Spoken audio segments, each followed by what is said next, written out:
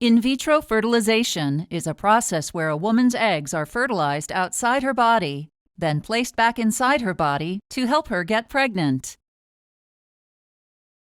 A woman's reproductive system includes the vagina, cervix, uterus, fallopian tubes, and ovaries.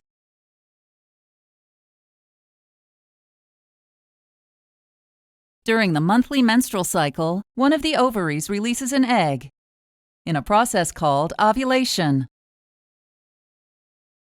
After ovulation, the egg enters the fallopian tube. A woman is most likely to become pregnant if she has sex in the days just before, during, or right after ovulation. During this time, a sperm cell from a man's reproductive fluid, called semen, is able to fertilize the egg just inside the fallopian tube.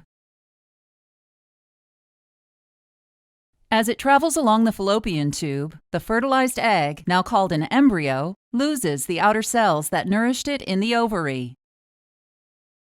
The embryo passes from the fallopian tube into the uterus. In the uterus, the embryo sheds its protective outer layer, called the zona pellucida, in a process called zona hatching. Zona hatching is necessary for the embryo to implant in the tissue lining the uterus. During implantation, a connection between the woman and the embryo begins to grow. This organ, called the placenta, allows oxygen and nutrients to pass from her to the embryo. In vitro fertilization may be performed if a woman has been having trouble getting pregnant, a condition known as infertility, or it may be done if a woman wants to have a child without a male partner. Before in vitro fertilization, a woman will receive fertility medication that causes more than one egg to grow and mature in the ovaries. A man will provide a semen sample so that the healthiest sperm can be collected for fertilization. If the male partner is completely infertile, also known as sterile, or the woman doesn't have a male partner, a donor may be arranged to provide sperm for this process. In vitro fertilization consists of three main procedures: follicle aspiration, fertilization, and embryo transfer. During the first procedure, called follicle aspiration, eggs will be harvested from the ovaries. At the beginning of this procedure, an ultrasound probe will be inserted into the woman's vagina so that her doctor can view her ovaries. Inside the ovaries, the doctor will look for follicles. Each follicle is a fluid-filled sac that contains an egg. Then the doctor will insert a long, thin needle into and through the wall of her vagina and guide it to the ovary.